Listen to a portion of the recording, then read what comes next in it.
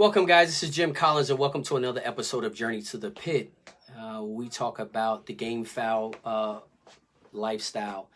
Tonight, we got a special guest, as we do. We're doing this on Sunday versus Friday because of the availability.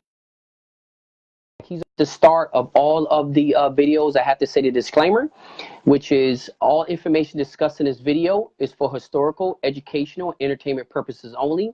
None of this information is intended for any illegal purposes, and all opinions are respected of the individual. So tonight we have a special guest coming in from Florida, Pedro Bermudez, which is going to be a great. Hey, what's up, guys? It seemed like you came in pretty early. You came in without a problem. I had just finished. I was actually saying a disclaimer prior to you even coming on, and you came right in. But since you're on the screen now, let me just say the disclaimer one more time, which is all the information discussed in this video is for historical, educational, entertainment purposes only. None of this information is intended for any illegal purposes, and all opinions are respected of the individual. All righty, Pedro, welcome to the show today. Well, thank you. Thank you for having me, Jim. Great. Listen, I know you have watched some of the past prior shows, and we kind of like to start it off with, explaining to the audience, just giving us a little background of yourself. How do you get into game fowl and that type of thing? Are you a first or second generation cocker? So, yeah, if you could start it off by telling us your name and, how you started off in the game fowl. Well, my name is Pedro Bermudez. I'm fourth generation game fowl breeder. My background, I'm Cuban. My dad's Cuban, and basically, I've been around this pretty much all my life. Since I was a kid. Growing up in my house, we always had animals and stuff like that. So pretty much, ever since I can remember, I had a fowl in my hands. You know what I mean? So that's pretty much how I came to pretty much loving these animals, man. Right. So Pedro, tell me, everybody in my family, the same thing. My uncles, my cousins, everybody. Everybody just a part. So it's like, again, like you say, you're fourth generation, so you just came into it. You was kind of born into it. Yes, but I think you're kind of like born with this in your blood, pretty much, because I have an older brother, and he pretty much knows nothing about this. About game fowl at all, huh? Yeah. Like, so then I guess it's something in the blood, I guess, Right.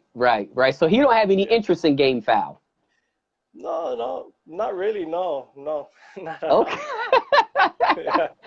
Well, tell me this then, Pedro. So listen, since you're born in it, obviously, like you say, you Cuban descent. Hold on one second. They're saying that the sound is off just a little bit. Hold on one second. Let me just make sure that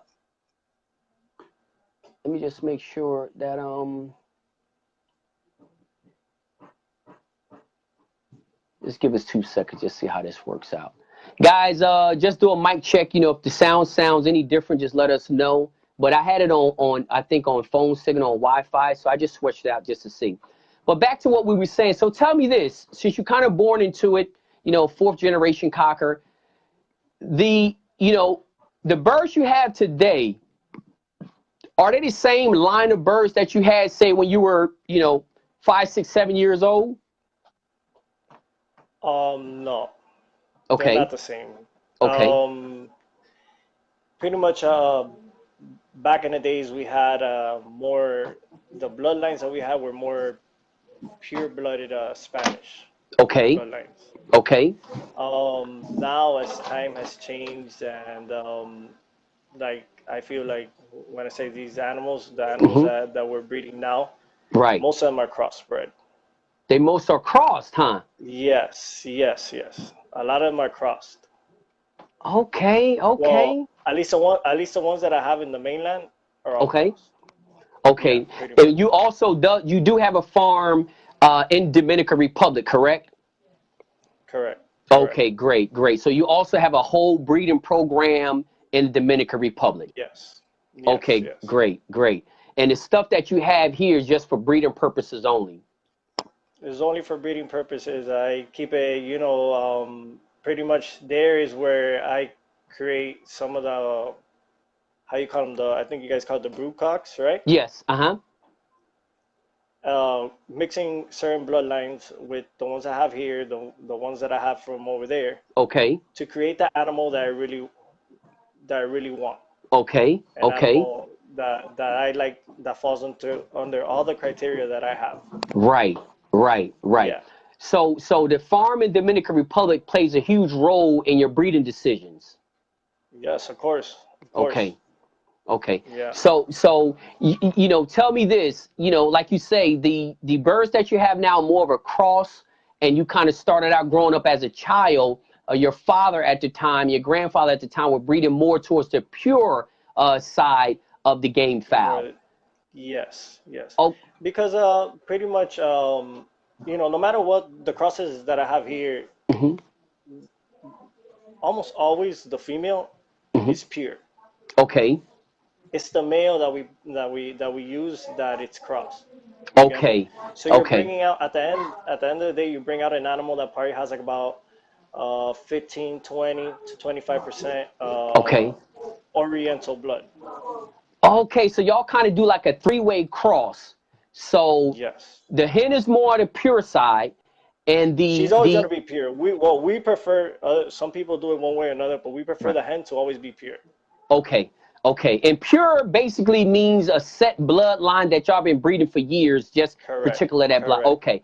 Okay. And Correct. the only reason I said that was because I know a lot of times the word pure gets so hotly debated, and people, this and that. So I just kind of want to clear that up. And we talked about that on previous shows where the breeders kind of clarified and said, what I'm calling pure is meaning my blood. I'm not saying about anybody else, but pure mean that this hen or this rooster is all of my blood. Is that pretty Yeah. much the same? Well, when I say pure, it's not just so much of just my blood, but the Okay. meaning is that that bloodline has no Oriental blood in it at all. Got You get you. me? So Got there's you. no Got you. outside influences, there's no outside blood. It's just pure Spanish. Got you. You Got get you. So me? you can have pure Spanish, pure Cuban. That's what that is. You're not saying that is the same identical bird in her background 15 times. You're just saying that this is a straight Spanish hen, correct? Yes, yes, correct, Okay. correct. Got you. Got you. Got you. Okay. Now the hands that I have right now, basically the base of everything are Cuban hens. Now those hens have been in our family for more than 10 years, over 10 Okay. years. Okay. Yeah, those Okay. are that, So those are ones that I like to use the those most. are the ones that you like to use. So you'll Yes. use, say, so right now you said you pretty much have your hens are pure, pretty much pure Cuban hens, correct? Yes, yes. Oh, okay. So we got the pure Cuban hens on one side, and then on the other side with the brood cocks, you're saying that you you have they can be a cross. So explain to us, on the cock side, how they're bred. All right. So basically, we use animals that have the male. Okay. Mostly, what we like to use are males that have a percentage of Oriental blood, Okay. because the fact is that they have a unique style, that they're an animal that are Okay. more defensive. Okay. Okay. And they're stronger built, Okay. they're taller, and they're stronger. Okay. Um, so then, when you make that, basically what we're trying to do is create an animal using the pure hen and Right. the cross brood cock, Okay. that is gonna give us everything that we're looking for. Right. Size. Right. Uh, they Since Oriental blood, the Oriental animals, from what I've noticed in the Mhm. past, let's say 7 years that I've Mhm. really been getting into it, Mhm. using these type of animals, Mhm. they're naturally they're very strong. Okay. So then, like, sometimes, pure Spanish chicks, Right. when they're born, there's some of them are kind of fragile. Right. Some of the times, like, you hatch, let's say 12, at the Right. end you're probably left with 5 or Right. something like that. No, these animals, you hatch 12 and you're gonna stay with 12 Okay, because of the so fact that they're naturally strong. they naturally You get stronger, me? so they're a lot more durable. Yes, they're a lot more durable. They're a lot more durable. Okay, okay, so y'all guys didn't infuse the Oriental. It's multiple reasons y'all guys basically infused the Oriental blood into what y'all had, correct? Yeah, yeah, yeah. So it's from a health Hey, standpoint, a body structure standpoint, and a performance standpoint. correct, correct, correct. Okay, I got you. I got you. So tell me this. Is there any particular reason y'all guys chose to use a cross broodcock versus a cross hen, or did y'all try it the other way and kind of like it the way y'all have it today? Well, we've tried it because Okay, everything when it comes to this is all trial and error. right. That's right. The female is the best to me. The best Okay, results that I've gotten have been with the female because it's the one that gives the more gameness. okay, That's the important thing. You get okay, me? okay. Um, in the sport that we play, an animal has to be game. Right, exactly, exactly, So exactly. then, that's why we do the female being pure. She's gonna Okay, give that. that gameness. Exactly. That is the last thing that we need. That's That's it. what sometimes the brood cock is missing or may Okay. be missing. Or maybe So then missing. the female is gonna give me that. Give you that. Okay, I got you. Yeah. So y'all guys have tried it multiple different ways, and y'all are rolling with this game plan because this is what has worked for y'all over the last 7 to 10 years. Yes, yes, correct. Got you, got you. So tell me something. And I know we kind of getting ahead of because we usually talk about the breeding in towards the end of Yeah. the interview. But listen, so saying with that, all right. So is there any particular lines you like to use in your crosses on the broodcock side? Like, are you starting off with Cuban and Oriental, or if it's Spanish and Oriental, or if if it's Spanish, like on the broodcock side? Kind of what are you crossing on that? We know it's Oriental, but is it Oriental and Cuban, Oriental Spanish? Well, sometimes it's Oriental and Cuban, sometimes Okay, it's Oriental and Spanish. okay, It all depends. It's really like I said, it's all trial and error. So it's really I choose the broodcock depending on the qualities I see that he has. okay, So then, I do crosses. I okay, try it out, and the one that I like the best, that I see has that I see that has the exact qualities that I'm looking for, okay, are the ones that I stay with. okay, Now, there's certain crosses that we use. It could be Spanish, and maybe we go to an Oriental bloodline, like, I don't know, like a Shamo, what they right. call a Shamo, Mm-hmm. or it could be something like a Raja, or it could be Okay, something like that. You get me? okay, And okay, then comes the tedious part of bringing down, washing away the right, Oriental blood to get it to a point where I like it. You get me? right. Okay, okay. So you started off, it might be 50-50 at the beginning, but you start to breed it outward until it get to the point where Yes. Yes. it start giving you the results that you need. So it's not a complete 50-50 on the broodcock side, but he does have No. some infusion of Oriental in him. Yes. Yes. Yes. Got So you, basically, got what I'm you. trying what I'm trying to do is to, what the brew cocks I mostly like also is the ones that have everything of the Oriental, Hmm. but don't look Oriental. You get me? Okay, so they have the So they're quality already of the this. Orientals, but they don't look like an Yes. Oriental. No, no, they have the straight comb, they have the nice fine face, Right. but then when you see them in action, it's something totally different.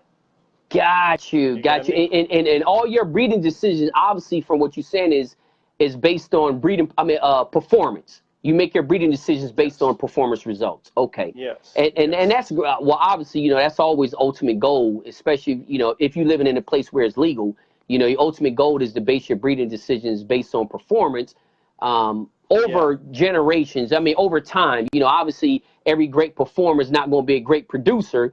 And sometimes it's super, No, no, that happens. right. That happens. Yeah, it's happened. Exactly. It's happened to me where a brewcock was great, but he doesn't. When I used him, Hmm. he never put out nothing. So meaning what he had was for him, only for Right. him. You get That's me? right. So and He everything couldn't else, replicate it.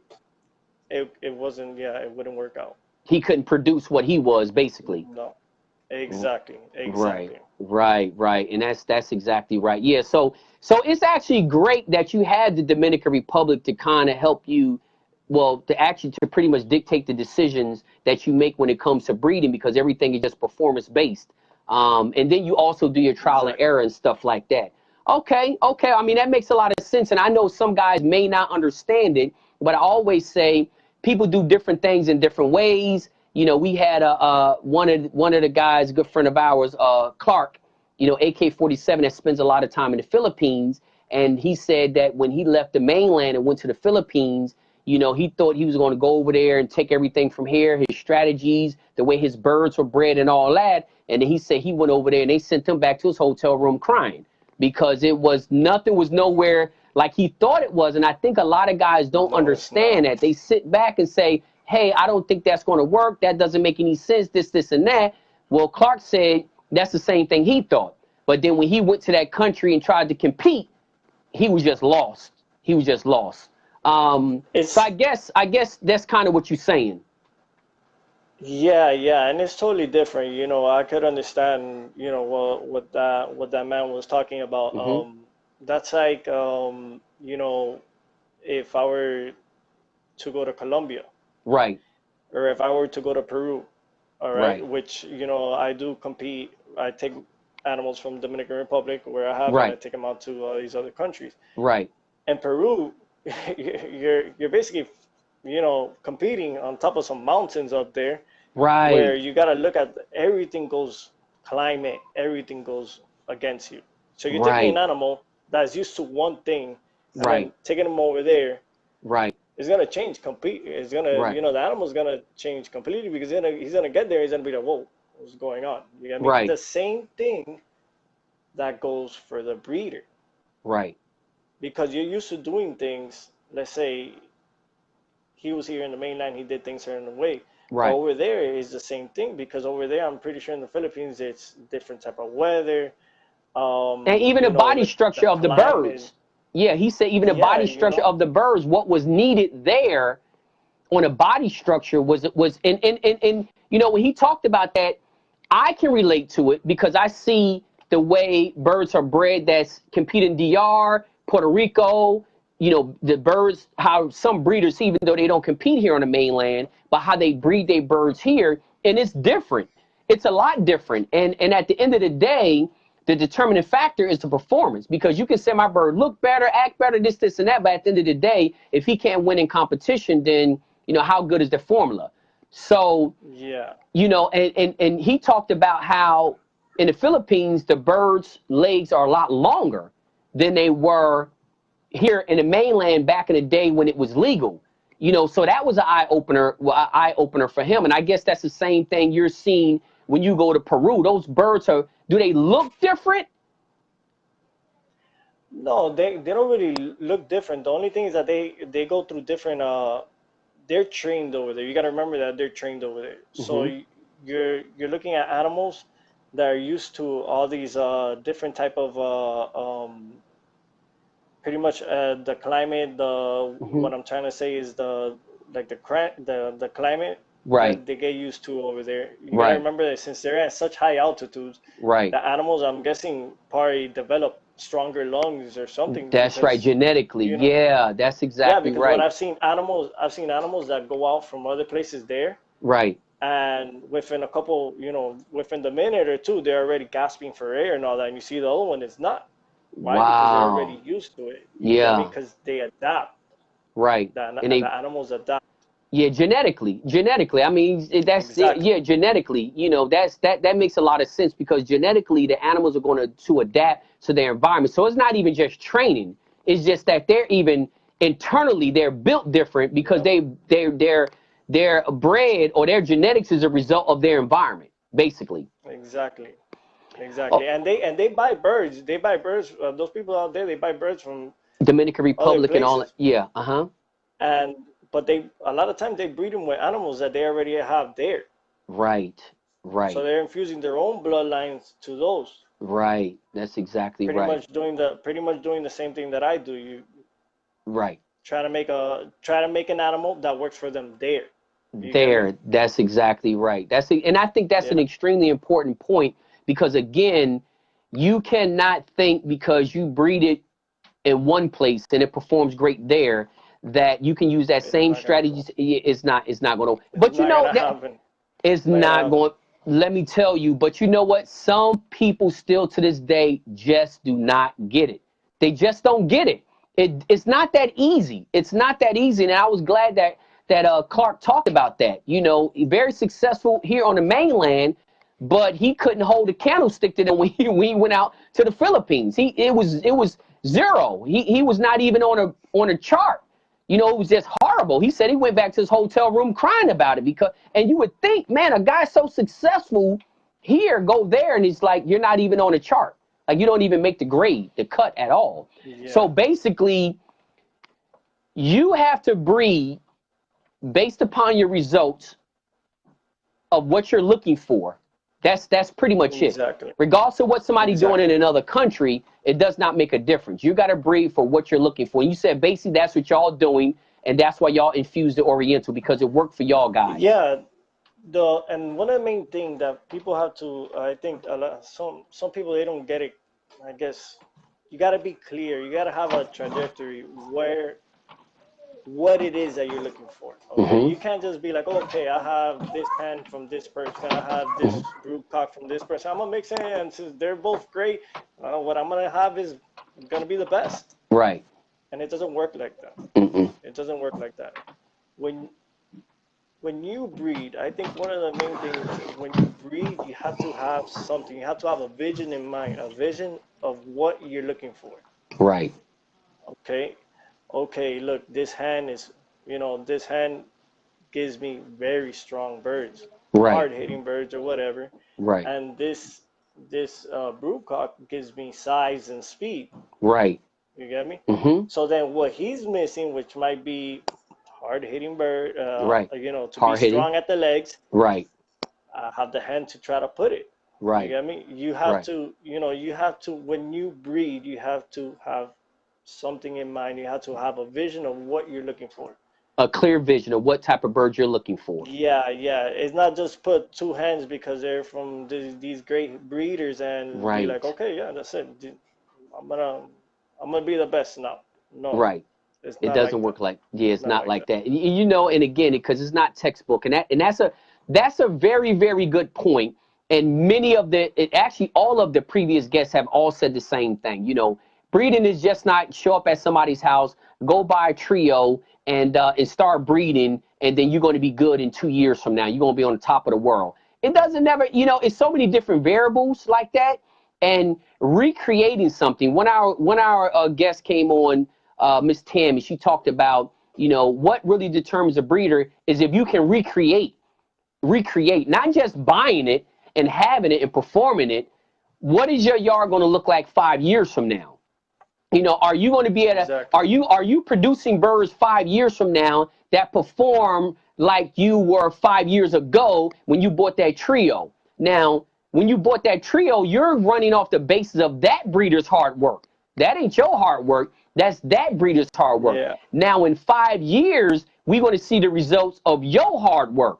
Now, in 5 years, if them birds are trash, you can't blame that on the original breeder because in the last 5 years, you had the opportunity to make your breed selections, your choices based on performance or non-performance or whatever the case is. So that's great that you made that valid point because everybody think they can buy success.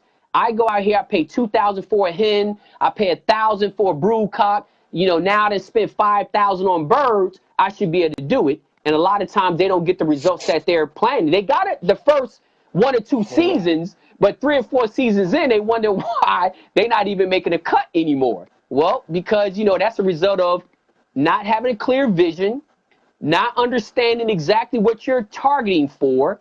And it's great that you're saying it because, like you're saying, y'all have a testing ground, which is the Dominican Republic. Exactly. And a lot of people might not agree with what you're doing and how you're doing it, but at the end of the day, it's working because it's working in top level competition. Exactly, exactly. Right, right. No, yeah, that's really, you know, that's what it comes down to. I have, you know, this is a type of bird that I like. Everybody has their own opinion or whatnot, but it's a type of bird that I like. I think it's a bird that is very, very dominant. Um, I could go anywhere with it and be feel like okay, this Comfortable. could go out with. Yeah, I have Right. no problem at all, really at all, because they're animals that through selective breeding and trial and error, Right. I know that, and not just that. One of the main things is also the way it was raised. Right. We'll get into that. Yeah, We'll get into that now. yeah, we won't get into that now. Yeah, and But then, you know, that's why I go there and you know, I'm totally confident in my animal. Yeah. so tell me this, you know, and again, and I know we can talk about the breeding aspect, but the reason why I wanted to spend a little time on this because a lot of people don't understand that there are some common denominators. You know, there are some common things regardless of what you're breeding that you probably would still be doing. But it's also different ways of getting to the same result. You know what I mean? Different ways to get to the same result. And I think bringing various different guests on, you can see is a whole bunch of different ways, but they're all successful in their own right. And it's and listening to what you're talking about, you gave a reason of why you like the hen to be pure and the brood cock to be cross. But then you also said you tried it both ways. So it's not like you just tried it one way and that's the only way you're doing it. You actually tried it the opposite way around. And based on performance, you went to this side where pure hen, cross cock, then cross hen and pure cock. And it's all based on performance and consistency, correct? Yeah. Yeah. Sometimes I will use a crossed hen, but if I use a crossed hen, it's probably to do an inbreeding to make sure I don't run out of that line. Okay. Let's say the brood cock is getting too old or something like that. I'll use one of his daughters and I'll cross it back to him. Okay. You understand what I'm saying? Yes. So basically, that's pretty much almost the only time. I usually leave like 1 or 2 hen out of every brood cock. Right. That's crossed. I always leave like about 1 or 2 hen. Okay. For that reason. To always make sure that it doesn't get too tight. Yeah, just in case, you know, because animals get old. Right. You know, I live in Miami, and sometimes over there it's hot, and in Dominican Republic it's super hot. Right. So then one day I'll go to a farm in Dominican Republic. Right. And brood cock had died. Not just of age, but he gets a heart attack. Right. Because of the heat. Right. You get what I'm saying? Right. So then that's why I leave a hen to be able to cross that same hen. Sometime, you know, when I see he's already getting a little old, or maybe, you know, just to make sure to cross it back to him. Bring out a son, and then that son will be his replacement. Right, exactly. I got you. So now let's talk about how, you know, y'all guys raise, you know, because obviously y'all guys are not mass producing, you know, y'all not raising 1,000, 2,000 birds, you know, a year, stuff like that. So let's give the guests a little insight of how, you know, Cuban and Spanish and Dominican Republic, kind of how y'all guys raise y'all birds. You know, let's start with like the chicks. You know, obviously you're not raising thousands at a time. You're raising a lot smaller amount. But let's talk about, you know, do y'all guys vaccinate? You know, what type of feed do y'all start off with and that type of stuff? Well, we raise you know, we're capable. I have the space in Dominican Republic is very big, and we're capable of breeding a lot. But Okay. since it's a small, since we try to uh, we try to breed basically what we could give the most attention to, Okay. because that's the most important thing. You Mm-hmm. get me? Because these animals really what they need is our attention always. Right. So then Right. we start off with normal. I think it's called the what we call pienso, which Oh, pienso is pretty much I think a chick starter, yep. right? Okay. Mm-hmm. Chick starter. First is if I'm correct, is the 18%, if I'm correct. Okay. And then after 40 days, we switch up to the higher one, which is I think 34. I think Okay. 34%. I think it Okay. is. Um, when it comes to vaccination and all that, in that time, what we usually do, we only do the smallpox one, Okay. Okay. which is the what we call viruela. Okay.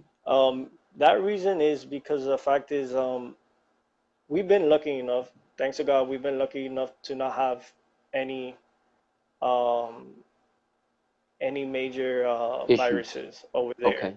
Okay. Yes, yes. And we've basically taken we thought about it and we went back and forth in it, and then we basically decided, to be honest with you, and I know everybody has their own opinion on it, Mm-hmm. Mm-hmm. and I understand, Mm-hmm. but since we haven't had a problem, and where we're at, because of the climate and all that, and I think one of the major things that one of the major reasons why we probably haven't had any problems because of the hygiene, we Right. decided not to give any of the vaccinations. The other vaccinations that they do, like Newcastle, I Right. think is one of them. I think there's another one out too. We just stick with With the what is the smallpox the vaccination. smallpox. And you know that's Yes. not really strange to me. And the reason why I said it because I know very few people in Puerto Rico that vaccinate at all. Like majority of the people in Puerto Rico don't use any vaccinations at all. Yeah. They might use some medications and stuff like that. And I understand that some of the stuff you're talking about is in Spanish, and it's kind of hard to kind of convert it over to what we call it in English. But what you're saying is something I told some breeders here back in the States. I'm like, it's crazy because, well, a lot of the traveling, I've been all over Puerto Rico for years and been to hundreds, seen thousands of birds, and very few of them are even vaccinated. But and I was thinking, well, maybe they got a strong genetic resistance to. It got to be something, because some yards should be just like completely wiped out. But I have just never Yeah. heard of anybody in Puerto Rico yard just getting completely wiped out for some type of particular virus. So that's why I was thinking, the vaccination thing is not uncommon. Now it's uncommon here in the States, because vast majority, a lot of the breeders here on the mainland definitely vaccinate. But I had just learned from Dominican Yeah. Republic, even Peru, Dominican Republic, a lot of the South American countries, they don't really do use too many vaccinations, which I was just like, wow, Yeah. I didn't realize that. But y'all guys are the same way. Y'all don't really use too many vaccinations, huh?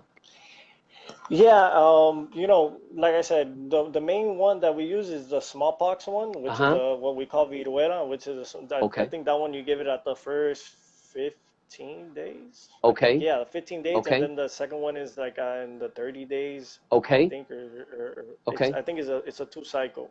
Right. We do that one.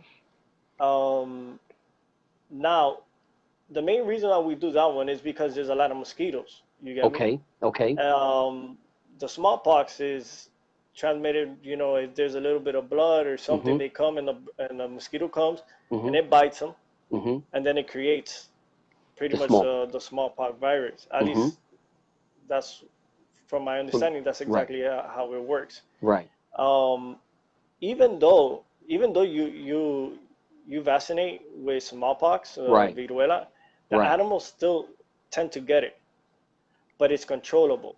Like it grows and it dries out. You get Okay. me? Okay. Well, if they're not vaccinated with it, it grows and it'll just keep on growing. It'll keep on growing. Just It'll get out of just control. cover up the whole body. Yes, yes. It'll get out of Oh. control, and then It's uncontrollable. And in DR, obviously it's one season. Well, people don't know this, but in DR, just one season. It's not 4 seasons like in the mainland.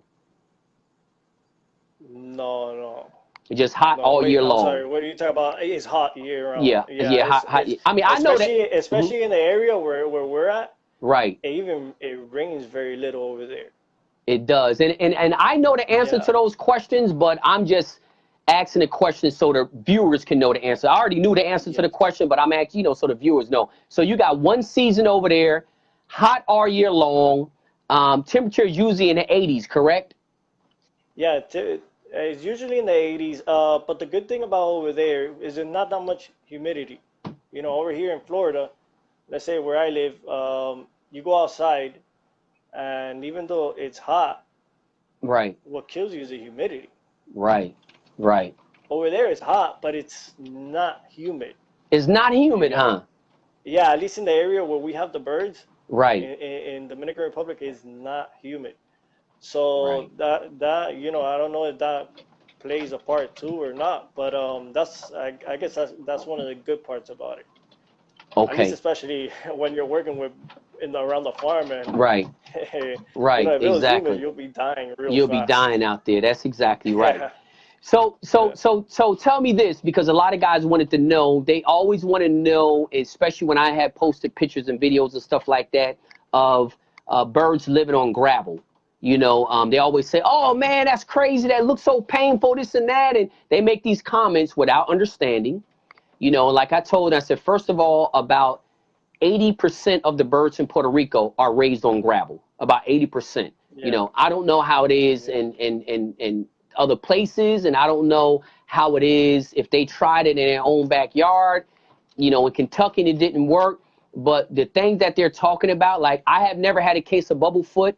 I don't know anybody on the island that had a case of bubble foot, which is the blistering, big Yeah, the infection blistering bubble in on the the foot. bottom of the, yeah, exactly. I have never seen that. In 8 years, I have never seen that on an island. And if it has, I don't think it would come from gravel. It might come from the lack, hygienes, having a nasty place. Yeah, I don't know. yeah. But the thousands of birds I have seen on the island raised on gravel, I have never seen a case of bubble foot. So, you No, know, you won't get it. okay, so Um, go into some detail about, the type of gravel y'all use. Have y'all always raised on gravel, and what's the benefits? well, basically, yeah, all of our animals always been on gravel. We Hmm. use in the mainland, I use a gravel that's like a white gravel, and it's Hmm. small, it's not too big. Right. Um, Now, the benefits of the gravel is the fact that one of the main things is obviously, which is the most important thing, is hygiene. Right. All right. And the good thing about it is because the gravel is not like sand, is not like Hmm. dirt, is not like Hmm. all that. It works almost like a drain. So then, Hmm. let's say uh, the the bird, it poops on the Hmm. on the gravel, Right. and it almost works like a drain. So it goes down. Hmm. Now, if a bird does that on sand Right. or it does that on dirt, Hmm. what's gonna happen? It's gonna stay there. It's gonna stay there Sit right on clumped the up. surface. Right. Right. Yes, it's just Right. gonna stay there. Right. So then with the gravel, it will actually end up going. It Draining. ends up. It works like a draining system almost. You get me? Right. So then also another thing is it's obviously the hygiene is the main thing, and then Hmm. another thing is that the birds. If you have a bird, let's say if I were to put my bird in sand or Hmm. if it were in dirt or Hmm. something like that, Hmm. they get they get they get certain type of sicknesses. Uh-huh. Like the one that we call moquillo. Moquillo. Moquillo is Uh-huh. basically when they get like a runny nose. Yeah. They get Like. runny Hmm. nose. Hmm. They get like foul odor in the Yep. mouth and all that. Exactly. Exactly. They get Exactly. that from the dirt. It's because viruses live in the dirt. You got to remember Right. viruses and Bacteria. bacteria, all Right. even worms and stuff like that. Right. You Right. know, Right. live in that. Right. So then that's why one of the main things that we use in the gravel. Another thing is also because the fact is the birds they they get their legs in the Hmm. bottom, the Hmm. gravel, Hmm. they toughen up. Hmm. No, they won't get blisters, but Right. they'll toughen up. The bottom of their legs get tough. They won't Okay. have nice soft skin. They'll Right. get Course. tough feet. Course. Like if Yeah, somebody's exactly. constantly walking barefooted, you know, in the country, and Exactly. they can walk on asphalt that's 120 degrees, and I can't even walk on asphalt that's 50 degrees. I can't even walk on Exactly. asphalt regardless of what it is. But it's Exactly. some people out there that can walk on asphalt that's 120 degrees and do it. So basically, the gravel toughens up the bottom of the feet. You know, it helps with the drainage. It cuts back on a breeding ground for bacteria. And how hard is it? You know, do you ever have to clean it, or if is it self cleaner or anything like that?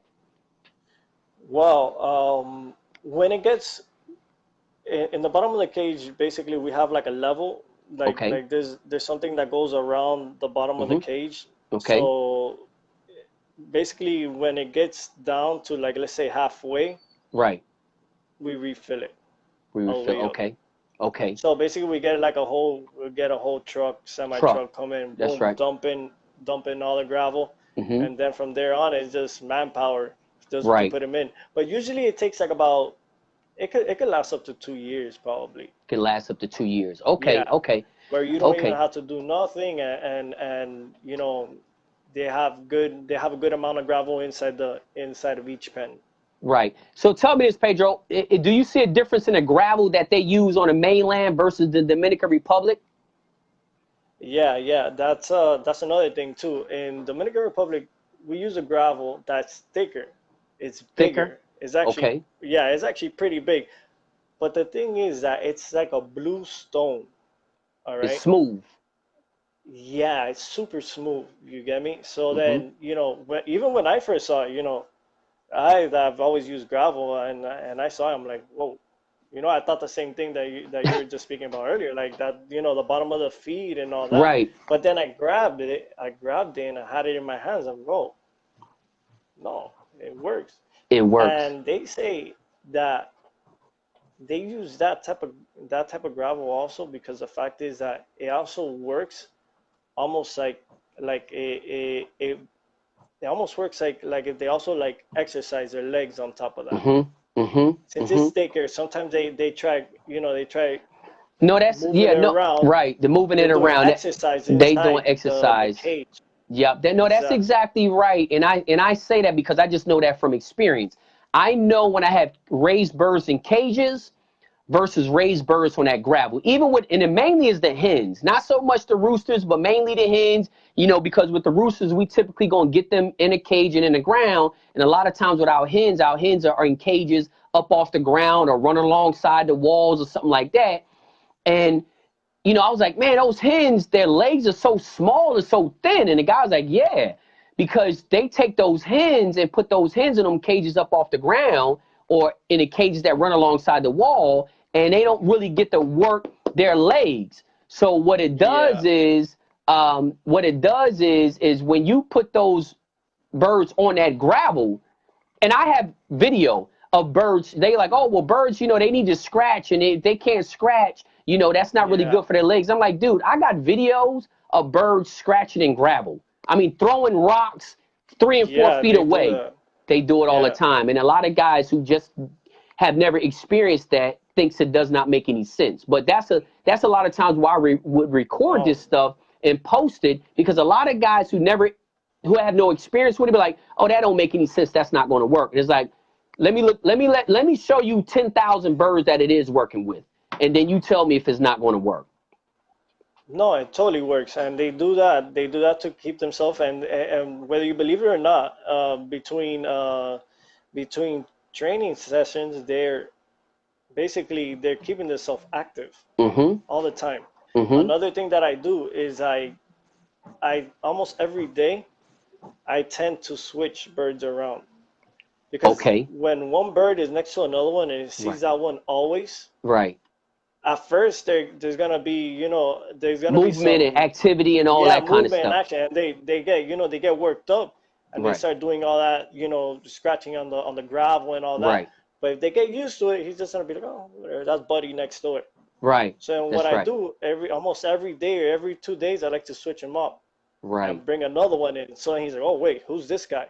Hold on, So that keeps and then them. he starts doing all that, Exactly. So that Exactly. It keeps keeps them. them It's kind active. of It like, keeps them yeah, it active keeps them all the time. active all the time. And I guess it will be kind of like a lot of the American cockers use the rotation system, and that's what they do. They rotate it from one place to another place, another place, another place, because again, it keeps them fresh, it keep them moving. And a lot of times, back in the day, that's how the Americans condition their animals anyway. They just condition their animals through Yeah. rotation.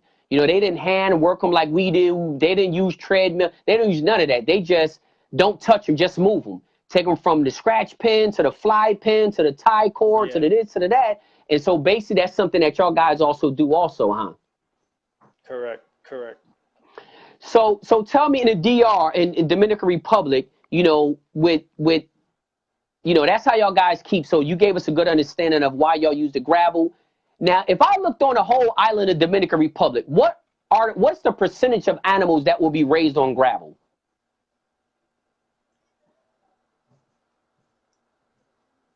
Probably like 99%. that's that's what I was thinking. Yeah. That About 1% is probably, obviously people that they don't afford, they can't afford it or right, whatnot, you know. But probably 99% probably about would have it. 99%. Yeah. Okay, I got you. Yeah. I got you. It'll be like that. Yeah, that's what I was thinking. And this is just information. I know the answers already to these questions. I'm just trying to make sure that the viewers understand, because a lot of them has a misconception of what works, what doesn't work, and they have never raised these type of birds in these places under these environments and conditions. And I hate to say it, but I keep going back to Clark when he talked about how he did things in the States versus how they do things in the Philippines and that kind of stuff. It's different. So when you have somebody from the Philippines that tell this is the only thing that's going to work back in Kentucky, that doesn't mean that it's not, that doesn't mean it's going to No, work, or no, it doesn't, no. and vice versa. And it's just, sometimes the only reason I'm bringing this up, because I know in the comment section, you're going to have guys saying, oh, that don't make any sense. Why would he do that? Why would he do that? Well, I'm pretty sure somebody in Peru will be asking you the same thing in Kentucky. Why you doing what you're doing? Or somebody in Oklahoma, Exactly. talking to the guy that live in Hawaii, or why he's doing what he's doing. I know that, and that's why I'm just trying to make sure that we try to get a good explanation of why things are done the way they're being done. So guys just don't shoot from the hip saying, oh, that don't make any sense. Well, it doesn't make any sense if you lived in Kentucky, but if you live in Dominican Republic, it make perfect sense. So, Exactly. so one El Chicano asks, I know in Puerto Rico how we bathe birds, but how do y'all guys bathe the birds in say in Florida on Dominican Republic? Well, I use basically the bathing. Obviously I get like a big container, Mm-hmm. fill it up with water. I Mm-hmm. use this shampoo Okay.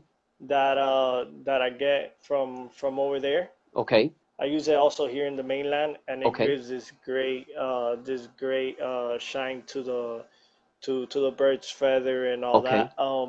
And we also use this liquid. Right now, I don't know exactly the name of it, but Mm-hmm. it's to kill mites, Okay. mites and all that. Okay. Um, basically, that's That's exactly what pretty. we do. We grab them, we dump them in there, completely in there, Yeah. head and Mm-hmm. all, Right. and bring them out. Also, the liquid that we use Mm-hmm. when we put in, the reason why we put in the head and everything is Right. for when they open up the eyes, Right. it kind of gets in their eyes. The eyes actually have mites, whether you believe it or not. Yeah. No. Right. Exactly. Rooster eyes, they get that. They get Mm-hmm. like a type of I think it's like a type of tapeworm or something Yeah. like that. Mm-hmm. Mm-hmm. Eye worms. So then that exactly that Mm-hmm. would take that out. So I know in Puerto Rico we use like a Bell, which is like the yellow dish detergent. I know they don't sell it in the States, but Yeah, yeah, they sell it there in Puerto Rico. But we use that.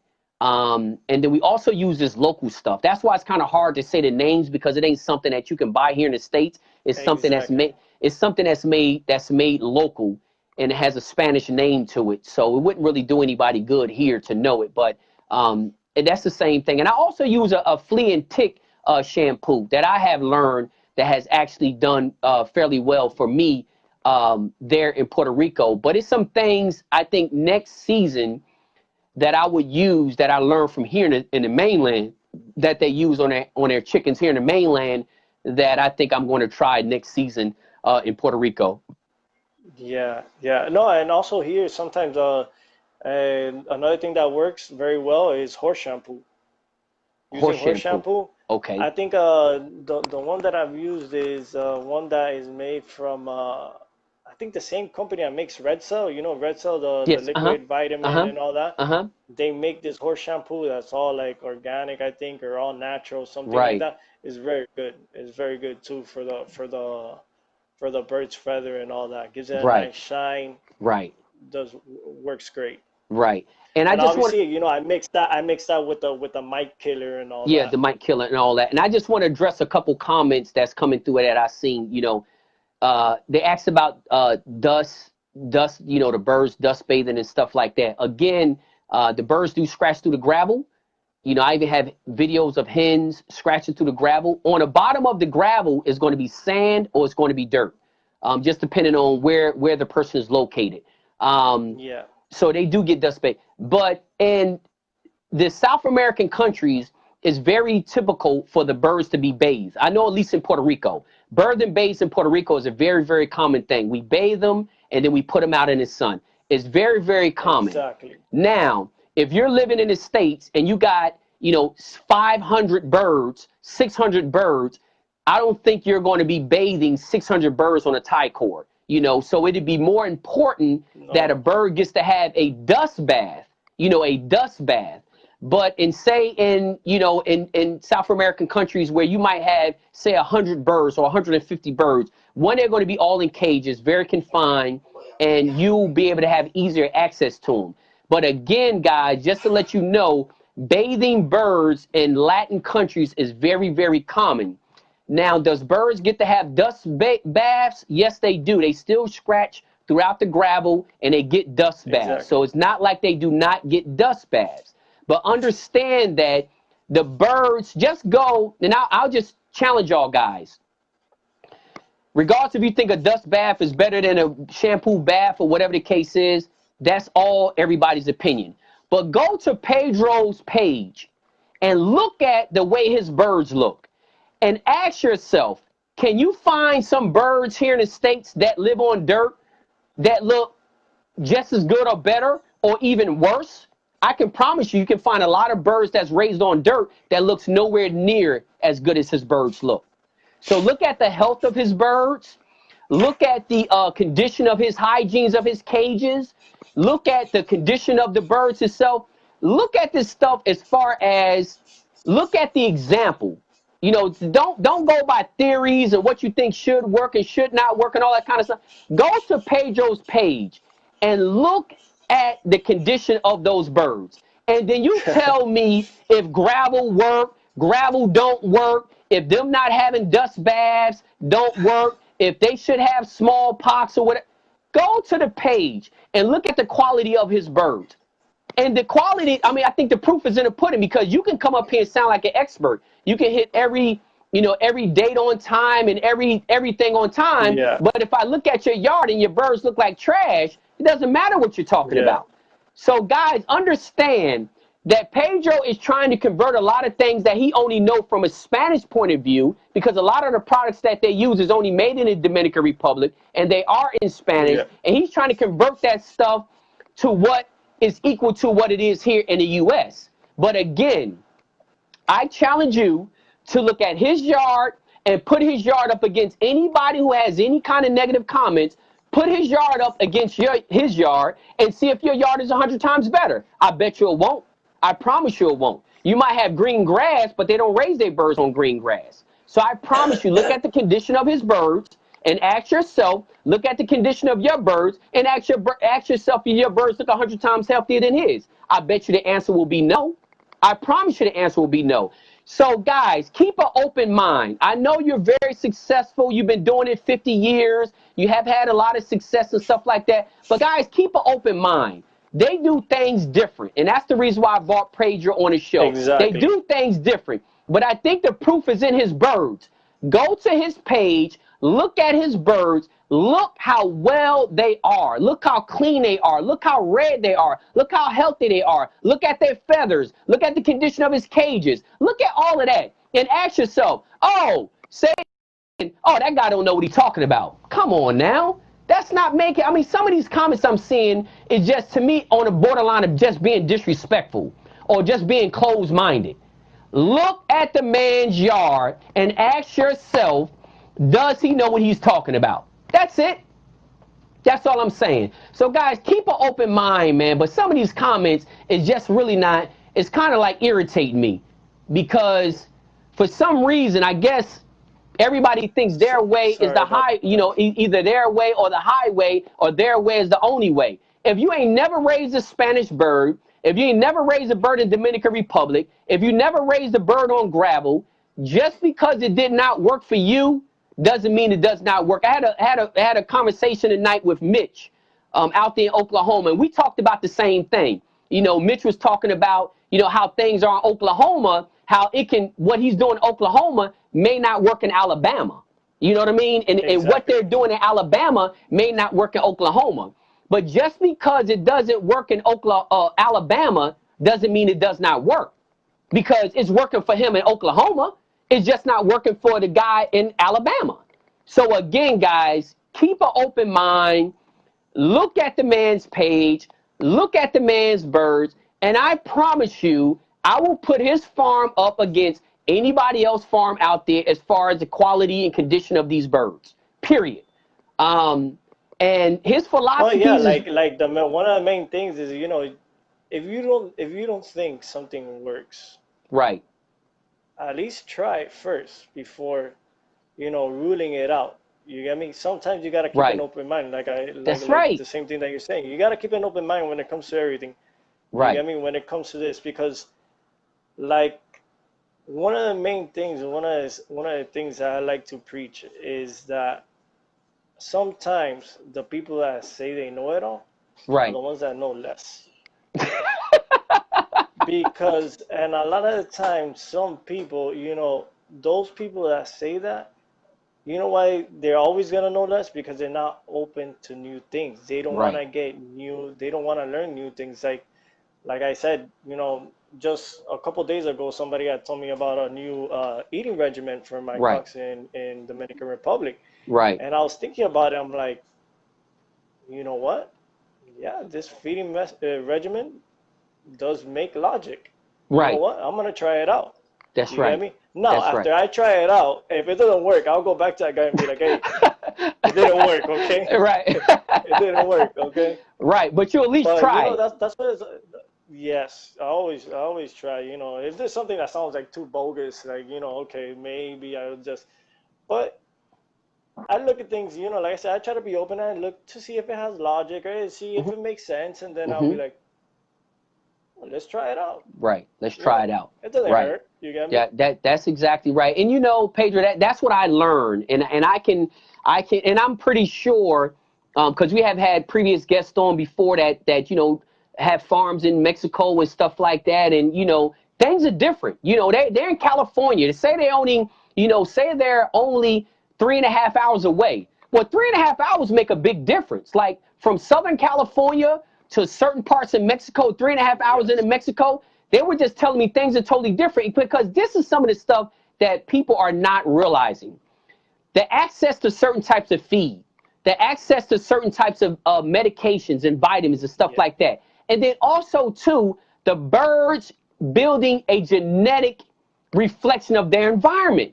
Like you say, the birds, and when you go to Peru and Ecuador, when you go to those places and arenas is in the top of the mountains, their elevation is so high, you can take a bird out of a pen with no conditioning at all, and he'll have more conditioning, more cardio than a bird you work 7 weeks in DR. You know what I'm saying? You work this bird for 7 weeks, and they can bring a bird out of the pen over there in Ecuador, and he'll have more wind. He'll have more wind, more cardio than your bird that you work for 6 weeks. And what is that? That's not a result of work. That's a result of genetics.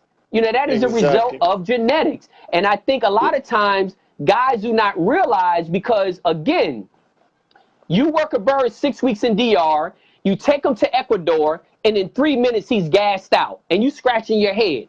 This guy in Ecuador pulled the bird out of his pen, put it in the arena, and in 10 minutes, he still got a bunch of wind in him. He like, what is going on here? Like, how is this even possible? He pulled this bird out of a pen. This bird has never been worked one day. And my bird been worked for 6 weeks, and my bird is gassed out in 2 minutes. And that's what guys are not taking in consideration. And it's called epigenetics. If anybody watching want to look at what that is, what Pedro's talking about, it's called epigenetics. Google it. And it's when your genetics is a reflection of your environment. Meaning, if I lived in South Africa, their immune system is stronger than somebody who's raised in Atlanta, Georgia. You know why? Because of the access they have to bacteria. They are exposed to so many bacteria on a daily basis that genetically their immune system is stronger and tougher than ours. Or or you expose somebody to a disease or bacteria that genetically for the last 5 generations your family hasn't been exposed to. And then all of a sudden it's a huge problem. So guys, understand the purpose of these interviews is for us to get an international education on this sport. An international education on this sport. Not a local education, not how it's done in Kentucky or Alabama or Florida or Oklahoma, but it's a international education. You know what I'm saying? And that's what is extremely important, because again, you can take some ideas from DR and apply it, or at least try it in New Jersey.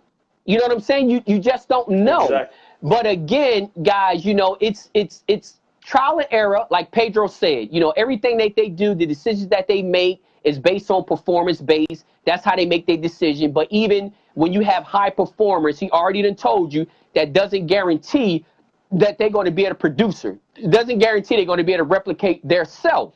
Exactly. So again, that's why it's important to keep an open mind and know that just if you've been successful doing something for 30 years in your place, it doesn't mean that's going to work, you know, in Southeast Texas. It doesn't mean it's going to work. It might not work, you know, but it just didn't work in South Texas. It might work in Oklahoma, but it might not work in South Texas. So again, it's very different. You know, it's very different. And I'm sorry to cut you off, but I just wanted to make that a part of the interview so guys understand that's watching this, to keep an open mind and look at this with an open mind. Stop thinking because you've been doing something for 40 years that you already know for a fact that what Mr. Pedro is doing is it doesn't make any sense.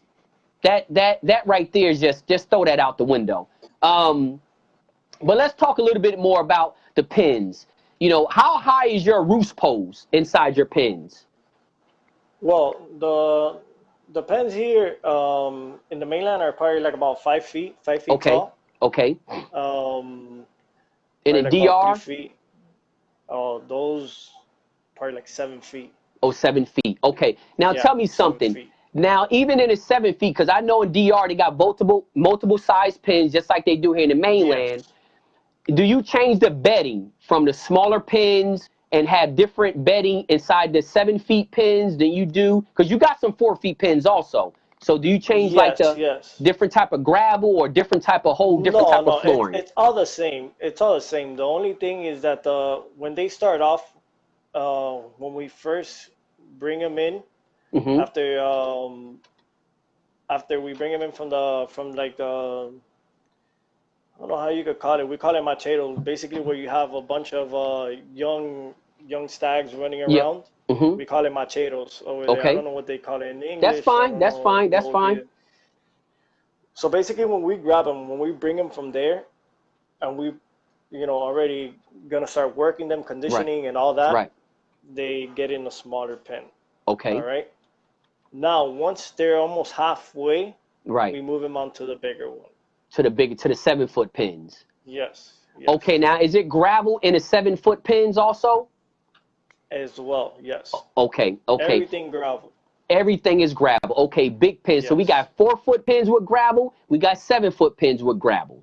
Yes. Correct. Okay. All right. The other thing too. The pens were the big where we keep all in the macheros, what we call macheros, where I'm saying that we keep all the stags running around. Right. Basically, what we do, we keep a bunch of stags. together. Okay. And then there's one dominant male. Okay. An old male. Okay. He basically keeps everyone In in check. line. Yeah, right. Mm-hmm. And it works. Right. You get me? Right. Now those are very green grass. They're huge. Okay. I mean huge. Okay. All right. Okay. Probably like about each one is probably maybe man, I don't know, a little less than a half a football field. Okay. Probably like they're big, They're big wide. areas, big wide areas. Yes. Okay. And then each one is good green grass on the inside. Okay. And trees, live trees growing in there. Okay. But there's a mesh going up on top. Okay. You get me? Okay. So that way it won't fly out. They won't fly out. All right. So I got you. So it's kind of like an they're able to run enclosure. around. Exactly. They're able to run around all they want. Mm-hmm. They're able to run around all they want. Food, always Right. available. Water, always available. Right. Because the main thing is you want them, you know, you want them to grow healthy. Right. Okay? Right. So you want them to always be able to have access to food. You always Right. want them to have access to water, good, Right. clean water. Right. One of the main things. Right. We get our water is actually all natural water coming Right. from The mountain. Exactly. Yep. And Yep. and it goes pumped into all the lines inside of our facility, and it goes Okay. throughout Throughout the everywhere. whole thing. I got you. I got Yes, you. yes. So let's talk a little bit about I want to talk about, and I think this is a big shock or a big difference too, also too, maybe with the training. I know you talked about the rotation, keeping them active and stuff like that, but in Dominican Republic, do they use hand training or is it just a rotation? What kind of system that they use over there in Dominican Republic? Well, I've created a system basically where the first 5 to 6 trainings that I give, exercises are all cardio, only cardio. Okay. No sparring. Okay. Right? And then what I do is I try to create. I look at the animal almost like an athlete. Okay. You know, almost like a bodybuilder. Okay. And then what I try to do is I do different type of workouts. First, I start off light. You got to start off light on the animal because the fact is the animal, since they're coming out, they've been eating a lot. They might be a little overweight or whatnot. Right. They have a grease, fat. All right. So if you start training them real hard right from the beginning, that fat or grease turns hard, and then there's no way to eliminate that. All right. And you could tell because it's actually a line that goes like right under the wing and it comes down through the breast. Yeah. Okay. And it comes through the breast. Okay. And then that's basically it's basically like fat or grease. Okay. Now, if you start training them hard right from the beginning, two things could happen. Either it gets hard and it stays hard, or it'll spread throughout the whole body. You don't want that. And then your animal will always have a yellowish color. Okay. It'll never turn nice and red. Okay. It'll never get red. Right. So then the main thing that you try to do is I work them light first, like the first 2, 3. I start off at 5 minutes. Okay. 5-minute cardio. Okay. Right? And when you say cardio, training, okay, that's what I was going to ask you. Okay. hand training, throw them up side to side, make them run a little bit. Okay. You get me? And then I start the next training will probably be depending also keeping an eye on the weight. Okay. Obviously, whether he's overweight, whether he's lost a little bit of weight. That since he was overweight, he's already lost a little bit. Maybe I can push him a little harder, and then go increasing. The optimal amount of time that I try to do is 10 minutes. They have to reach 10 minutes. All right. Okay. So I start off at 5. I may add a minute or 2 week by week until I get to that 10 minutes. Now, how many days a week do they train them in DR? One day. How many days? A week. 1 day a week. Okay, 1 day out of the week. Okay, it's the same thing like in Puerto Rico. They train 1 day a week. So training 1 day a week, are we looking at 8 weeks, 10 weeks, 6 weeks? I try to not let any animal out that doesn't have at least 10 sessions minimum. Okay, 10 And sessions. even Yeah, there, that's and in even Puerto there, I Rico. don't want that. And even there, I don't like that. I would rather have at least Okay. 13 to 15. Okay. But the thing is, one thing a person you need to get in mind is to not don't do a lot of sparring. There's no need to do a lot of Right. sparring. All right? Right. Because what you're Right. basically gonna do is you're gonna tire out the animal before he even gets to the pit. You get me? Before he even Right. gets in the ring. Right. You're gonna wear Don't him do out. that. Yeah, you're gonna Right. wear him out, and then when he gets there, he's just gonna be like, he's gonna be tired. He's not even gonna want, Right. you know. Right. So Mm-hmm. then that's why I keep a balance. Try to rather do more cardio Right. than sparring. Right. Then sparring. Okay. Yeah. Well, I know some guys, they don't like the sparring. They do very little sparring because they always say that you don't even know your bird is injured. You know, they can get injured, especially sometime with the chatas. You know, the sparring birds. Some of them hit extremely Yeah. hard, and your bird can Yeah. actually be getting beat up, and you not even realize it. So you know, the sparring is not necessary because again, you're injuring him throughout his training session and you don't even realize it. I mean, Exactly. just from my experience. Exactly. Oh, and Right. if if you train it, you gotta see the animals. You even notice that if they've gone through a really hard session, and the Right. next day you might see them in the pen and they're like kind of like, oh, like, That's they're exactly hurting. right. It's like you go to the gym. They're hurting. You go to the gym, Yep. you work out. The next day you're gonna be like, oh, you can't even bend down. You get me? You're Yep. hurting. Your whole body's hurting everywhere. That's So right. that's why And we try to yep. get it's 7 days. We gotta give them 7 whole days Mm-hmm. Yep. before 7 the whole next days trip. before the next training. And you know, you're exactly right. And what I always say, this is just my concept is a lot of times use the sparring as a way to make your selection. If the bird gets through the sparring selections and he shows you what you want to see, then pretty much be done with the sparring. Yeah. Just go ahead and put him in the training because I agree. Minimize that sparring during training because that stuff, man, I've seen those birds. I have seen guys spar birds and I see the next day when you go out there, some of them have bruises on their face and all that. And I'm saying to myself, what kind of bruises do they have up under those feathers that you don't see? You know what I mean? So I always say There's a guy out in Dominican Republic who's super successful, Mm-hmm. and he only competes in a international level mostly. Right. Right. Big competitions and Right. everywhere. He doesn't spar his birds That's right. That's right. at all conditioning. He doesn't spar his birds. See, that is exactly, and that's what I learned later on. You know, I didn't learn that He has initially. one of the most winning. He has one of the most winningest Careers. Right. Exactly. Exactly. And you know what's so amazing about that? I know a bunch of guys who spar birds and don't have nowhere near can't even compete on the level that he's competing on. That's why I say it's important to keep an open mind because I know guys that spar birds for 8 and 9 and 10 minutes. I'm like, dude, that is way too much. You can't spar no bird that long. That's just crazy. You know, but then I see him go into the pit and show, and I'm like, man, he did really good. I mean, I wouldn't have sparred that bird that long, but man, he did pretty good. But again, just my concept, you know, my system.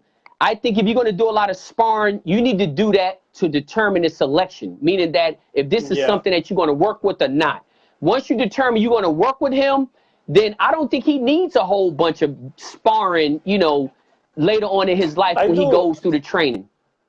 I do a 10-minute spar. I do 10-minute spar? The spar, yeah, I do a one 10-minute spar.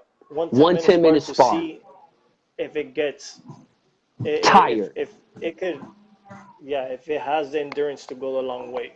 Got you. That's actually the reason why he told me he did it. So I guess again, it's more than one way to reach the same goal because he said that's the reason why he done it. He said he done it to check the conditioning. He said, you know, I'm doing this to check the condition. I understand what you're saying, Jim.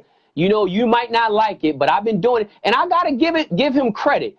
When a bird performed, he did win and he looked good. So I guess the 10 minutes didn't hurt him. Yeah, obviously it didn't hurt, but he said what's important. Go ahead, I'm sorry. Oh, when I do the 10 minute, if I like him, he's going on rest. That's it. Because I do the 10 minute at the end of its, at the end of its whole training program. That's right. That's kind of what he do. 10 minutes and I like him. Right. I put him to rest already. And he's done. So the next time he come up out of there, he's gonna be going to the arena. Exactly. Correctly. Okay, I got you. Yeah, like I say, man, it's totally different ways to accomplish the same goal, and that's why I think it's extremely important to keep an open mind. And the other reason I say that is what I learned in Puerto Rico is every bird won't do the exercise. Like, even with anything, even if you use rotation, I tell some of the guys back here in the States, that say, hey, the only way I condition a bird is I rotate them. Well, you know what? All birds are not active. Even if you rotate them, some birds are just lazy, period. Some birds are just lazy. I don't care what you put them next to. Some of them are just lazy. Some of them are very hyperactive, and they will overwork themselves during a rotation. I know I have seen some birds that do not like to be hand worked. They don't like to be handled. I don't care what you do, how much fruit you feed them, and all that kind of stuff, and pampering them and all that. Some birds do not like to be handled, period, point blank. So you can't work those birds on the table because they spend more time and energy trying to get away from you and all that kind of stuff that they never really get a good workout. That's just from my experience. So what I learned is extremely important to keep an open mind. It's extremely important to keep an open mind because you don't know what's the next bird you're going to condition. This one might not like the table. This one might not like the handling. This one might be way too active, so you can't rotate him because he'll overwork himself. You know what I'm saying? So I think the more open mind you are, it allows you to gain all these different techniques. I call them tools in a tool shed. It allows you to get all these techniques and say, oh, okay, well, this is a hyperactive one. I'll keep him in a smaller pen and I'll just hand work him. Or this is a lazy one, so I'll keep him in a bigger pen and hand work him more. You know what I'm saying? So that's just what I have learned from Puerto Rico, because you can see a variety of different ways, most important, variety of different birds. And I think the birds is the ones who kind of teach you, your lessons, good lessons and bad lessons. Yeah.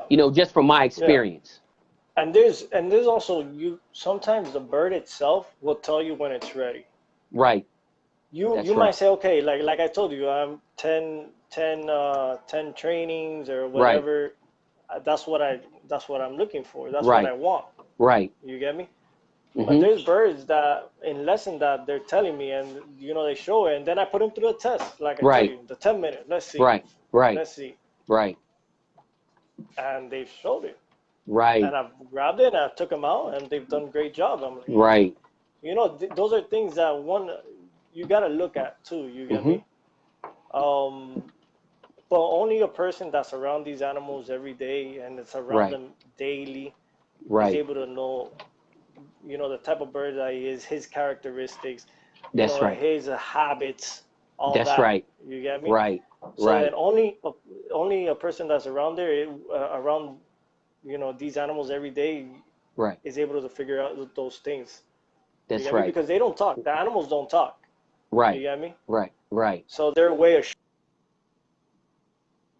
showing you. Right. Their way, exactly, their body language, the way they eat, the way they drink water, all of that. You grab them in the hands, they tighten up. They're getting nice. Right. That's right. That's exactly right. Look at. Yep. That is exactly what you got to, look at. And again, I learned a lot from just, like I say, in Puerto Rico, just how things change in a variety of ways from farm to farm to farm to farm to farm. I mean, sometimes it's a dramatic difference, like I said, about the sparring, and I realized that, man, maybe that does work. I mean, I didn't think it would work. And then you go and look at him and like, wow, I mean, he looked awesome. I seen the bird throughout his whole keep, and I thought, he ain't gonna cut it. You know what I mean? That's too much work, or he's not really ready. And the guy like, listen, man, if I told you he's ready, he's ready. Oh, okay, let's go see him. It's like, wow, he actually was ready. So it kind of forces you. When you're active, it kind of forces you to have an open mind, because I can tell you what, those losses will teach you. either, Yeah, no, it's true. And sometimes, let me tell you, sometimes you learn more from your losses than your wins. You get me? That's exactly right. That's Um, but that's that's one of the main things that we try to always stay on top of because we're really known for that. Wherever we go, people like our animals, and especially in DR, right, um, because they know that when we bring a bird out, the bird it's at 100%. right, You get me? right, The bird has been taken good care of. right, It's had a good upbringing. right, It's had good training. They right, know that if it has to go the 10 minutes, it will go the right. 10 minutes. With You no get me? problem. Right. With no problem. So and that's one of the main things, because in some of the, sometimes you gotta realize that in this sport you win and you lose. Mm-hmm. It's just that's the way it works. You get me? Right. Right. And well, in the Spanish Mm-hmm. birds, you also tie. You get me? You either win, you Right. lose, or you tie. I don't know Right. if Right. in North American birds, I don't think there's a tie there. I'm not Well, it sure. just depends on what rules they go by and all that. Things are it's totally different there. But you can have So a so draw. then exactly Mm-hmm. exactly. So then what you gotta what you always have to pretty much like I said you win, you lose, and you tie. Mm-hmm. But the most important thing is that when you lose, at least lose in a good fashion that your animal went out there, gave it its all, and it lost. Right. Not that Right. it went out there and it was just horrible from the beginning. You get Right. me? That's right. That's No, right. because you know, I pride myself in pretty much what I do. I love Right. what I do with these Right. animals. I love these Right. animals. You get me? Right. And that's one of the main things I try to always be on top of. You get me? Right. Make sure Mm-hmm. that from day one they have a good upbringing. Mm-hmm. They raise correctly. Mm-hmm. They're always healthy. Right. You get me? Right. So that when it comes to the day that they get there, Right. they're able to do what I think they're supposed to do or what they Mm-hmm. are meant to do. You get me? Meant to do. Mm-hmm. So then that's one of the main things I try to do from day one because it all starts at day one. Right. You get me? That's right. You gotta start from the beginning. It's not just like, okay, I'm gonna show up to my farm later on and just start working a bunch of birds and Right. I have buddy that goes and feeds them and then Mm-hmm. well later on in the season I'm gonna get there and start training them and I'm gonna create champions. No, it's not like that. It's not like that. You gotta be there Exactly. from the beginning. You gotta get dirty with these animals. You gotta be Mm-hmm. down there when it's raining, when Mm-hmm. there's sun. Mm-hmm. In other states, I'm pretty sure when it's snowing, Right. you gotta That's be right. there for them. You get me? That's That right. way you could raise them correctly from day one all the way To to the showtime. Right. yeah. Exactly. That's the way it has to be. Right. And I think that's one of the things, and I know you know about the 362 program. That's one of the things that we're emphasizing, and a lot of times I think a small part of our culture is more focused on wins and trophies. Listen, we know wins and trophies are a part of our sport, our culture, but it takes a lot to get those. And you have to focus on other things than besides the last 3 days. Like you say, you look at the 10 minutes and say, okay, I like what I see. But that didn't erase the fact that you gave him beautiful, excellent, extreme care from day one. And a lot of guys only want to know, okay, I want to know about the 10-minute spar and a rest day and showtime. They don't want to know about day one, with the bitty care, the fresh water, the grass, the gravel. They don't want to know about none of that stuff. They're not, or if they do want to know about it, they want to be like you said, oh, I'll go to my farm next week. I just got somebody there feeding, or it's too hot and I don't feel like going over there. They're not looking at the fact that you're getting up, you're putting in that time every single day, 7 days a week. So when showtime comes, you already done did everything else. So you expect him to do what he was meant to do. But if you didn't do all those other things up into that 10-minute spar, then it doesn't matter what happened at the 10-minute spar because his No, it doesn't chances matter. are very, Exactly. It doesn't even matter. It doesn't even matter. So Yeah.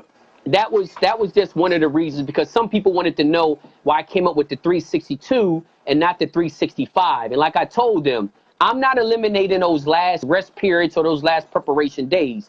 All I'm saying is, if you don't get everything right from the time he hatched out of that egg to the time he Exactly. finished that training, what you doing during that last week of rest period doesn't even matter. That's irrelevant. It doesn't matter, Yeah, because if you don't do it correctly from day one, not if you don't do it correctly from day one, you cannot expect them to go out there on that last day, right, the showtime day, right, let's say, and perform at its best. right, It's just not gonna happen. You right, have to be there always. right. You have to be there. That's why I think I'm a strong believer of your program, and because it's something also that I carry myself and I do Mm-hmm. myself, Mm-hmm. because it's like that. It has to be from the beginning to the end. You gotta That's be right. there with them. You gotta make sure everything is, up to par how you Right. want it. Mm-hmm.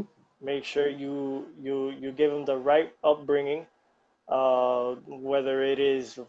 vaccination that other people do, Right. Mm-hmm. vitamins, all that, whatever Mm-hmm. it Mm-hmm. is. But make sure you're always there with them, and make sure you give them the attention that they deserve. You get me? Right. Right. That's another thing. That's like something that uh, the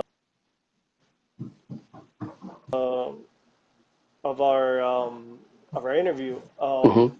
One of the main reasons that I don't, I could easily breed like, let's say 700 birds Right. per year if I want to. Right. The thing Right. is that they're not gonna have the attention that they deserve. You get me? Mm. Mm. So then I rather bring out good quality, let's say good 150 good quality birds, top Right. quality birds, Right. than have 700 okay birds. You Right. get me? Mm-hmm. Mm-hmm. It makes no sense, Right. It because makes no. those Mm-hmm. 150 are gonna do, are They're gonna probably take you to the gonna winner's circle. They're gonna make it. exactly. Yeah, you're gonna have a better chance at the winner's circle with the 150 than you have of the 700. And that's one of the things I was talking to one of the mentors about. He said one of his biggest things that he would like to teach is the fact that come up with an understanding of what is realistic for you to own through cost and through time. How much time you have, how much money you have should determine on how many birds you have, not space. Many times guys determine on they use space as a determining factor of how many birds they should have. Saying, oh, I got 5 acres, I got 4 of them fenced in, so I can have at least 400. No. Do you have time for 400? Do you have enough No, money to that's the feed thing. them the good, clean feed for 400? Do you got enough money for medication or vitamins or vaccination for 400? It's not, your spaces should not determine the amount of birds that you have. The amount of birds that you have should determine exactly what you said. How much time and can you afford it? That should determine on how many Exactly. birds you have. If I can give 150 birds good quality care, clean water, clean feed, and I can put my hands on them, then 150 is my number. If I can only do that with Exactly. 50, if I can only do that with 50, then 50 is my number. But the number should be based on time and money. And money, what I mean is not nothing fancy. Money is enough money to feed them some clean quality feed. That's what I'm talking about Exactly. on the money. Clean quality feed and some at least secure housing. Secure housing, hold on. Excuse me. Clean quality feed and secure housing is the way to go. Water, that's a given. You should have water. You should have water at the house, even I for think, I think even for so. yourself. But I'm glad you touched on that, because like you said, you have enough room to breed 700, but 150 Yeah. is pretty much your number that you can give good quality attention, care, and feed to. Correct? Correct. Correct. Right. I think that was to me, that's the close of it right there. And I think, you know, um, a lot of guys watching this, and it's a lot of newer guys, older guys too. And I know we all have our dreams and aspirations of what we want to accomplish. And sometimes we look at other people's setups and saying, wow, I would love to have, you know, a setup like that. But, you know, those setups, those big setups come with a lot of work. I mean, a lot of work. And you got to kind of, like you say, a clear path on what you're really trying to accomplish. And, you know, if you're trying to compete in a place where it's legal, you know, you might not have the time to have 400 birds and compete at a high level. You know, you might not have the resources and the time to be able to do that. To compete at a high level, you know, you might only do 100 birds, but then that 100 is going to constantly keep you in an arena and constantly keep you in the money, you know, constantly keep you in a winner's circle, well, close to the winner's circle. You can't win all of them, but at least you're going to be competitive. No. Right. Well, one other thing, just two things we want to talk about. I know we talked about the cages. Do you raise anything in cages off the ground? Because I seen a comment. They wanted to know if you raise anything in cages off the ground. The chicks. The chicks I raise, the chicks I raise off the ground. Okay, the chicks you raise off the ground. No, that's another thing that we're going to get into. I don't do no incubation. Okay. I don't do no incubators. I don't do nothing. I do all natural. Always the hen is always with the one that lays the eggs. She's the one that ends up raising the chicks. Raising the chicks. And I keep them in cages off the ground. Okay. Now those cages that I have off the ground, under in the bottom, I keep gravel. I put gravel in the bottom as well. Okay. Okay. For the same reason as for the sanitary, for it being sanitary. Okay. It keeps everything nice and clean because you know they make a mess. They make a mess, and it's a lot of poop. I mean, it's a lot of poop. And you can just take that water hose and all that, and anything sitting on top, you can just rinse it in 30 seconds, and it's clean. It's like brand new again. So I keep gravel. I keep a nice thick layer of gravel in the bottom where all those cages are off the ground. And that's how we pretty much maintain it. Now there's some cases that let's say let's say there's a hen that she just started incubating, and then I have another hen that maybe her eggs weren't any good. She didn't, something went wrong. Right. Now, let's say that hen that's about to or started incubating, I really want to, get her up and going again. Right. I'll grab the eggs. I'll put it under the other one. Right. Obviously, mark them off. Mark them off right. Put them under the other one, and then bring that one down. The one that I want to keep on using, I want to, start using. Continue again. Using again. Yes. Okay, but so sometimes you have surrogate. It's like a surrogate hen. You have surrogate hen. She'll hatch another set of eggs that don't really belong to her. Correct. Okay, got you. Now, last thing is the trimming of the feathers. Some guys in the States think the feathers are plucked. Some people think, do you put something on them to make their skin red and all that kind of stuff? So let's just talk about that. The trimming of the feathers. Why y'all guys trim the feathers and that kind of stuff? Well, yeah, the feathers are trimmed. They're not plucked. All right. Right. There's no plucking of feathers. Okay. Right. The reason why the feathers are trimmed is because these animals compete in, it's the rules is that they compete for a longer amount of time than I guess the North American bird, for obvious reasons, because of the. It's different anyway. It's totally different. I can tell you, because some of the American style back in the day when it was legal, they'll have 3 and 4 hour fights. Some fights that last 3 or 4 hours. So it's told, but the whole thing is completely different. Yeah, completely different. So then basically what we do is basically first of all, so then the animal, since it competes for a longer amount of time, right, it stays it tries to stay a little fresh, you get me? Right. Cool. Because obviously, the animal is always, it's always active, it's in battle or whatnot. And that's one of the main reasons why we do that. Right. So is to keep them cool, basically. Yeah. Trim the bottom, and you trim off the top. Okay. You get me?